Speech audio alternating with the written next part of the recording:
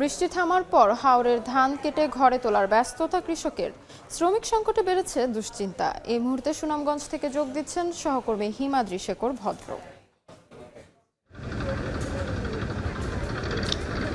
আমি এই যে জায়গাটাতে দাঁড়িয়ে আছি সেটা সুনামগঞ্জের দেখার হাওর। এই দেখার হাওরেই এখন এই অবস্থা, অর্থাৎ হাওরে এখন নবান্নের উৎসব চলার কথা ছিল, কৃষকের ঘরে ঘরে পিঠাপুলির আনন্দর কথা ছিল, এবং হাওরের যে নবান্নের উৎসব এবং নবান্নের যে নতুন ধানের যে উৎসব, সেই উৎসবটি নেই। আসলে হাওরে এখন সোনালি ধান পানিতে তলিয়ে যাওয়ার কারণে সীমান্তের ওপার থেকে নেমে আসা পাহাড়ি ঢল এবং অতিবৃষ্টির পানিতে তলিয়ে যাওয়ার কারণে আসলে সুনামগঞ্জের কোথাও নবান্নর উৎসব নেই, রয়েছে নবান্নের হাহাকার। যদি আপনাদের এই চিত্রটা দেখায়, এখানে এক তিল তিল করে জমিগুলি ডুবে যাচ্ছে এবং আমরা এখানে দেখতে পাচ্ছি যে 3 জন কৃষক তাদের ধান কাটার জন্য নৌকা নিয়ে এসেছেন। তারা অনেকটা ডুবে ধান কাটছেন। তারা জানিয়েছেন যে এরকম বৈশাখ, অর্থাৎ এরকম দুর্যোগের বৈশাখ আর কখনো আসেনি। এটি আসলে তাদের কাছে দুর্যোগ এবং দুর্ভোগের বৈশাখ হিসেবে পরিচিত হয়েছে। কারণ আমরা এখানকার কৃষকরা রোদের অভাবে ধান শুকাতে পারছেন না, অন্যদিকে জলাবদ্ধতায় তাদের জমি তলিয়ে যাচ্ছে।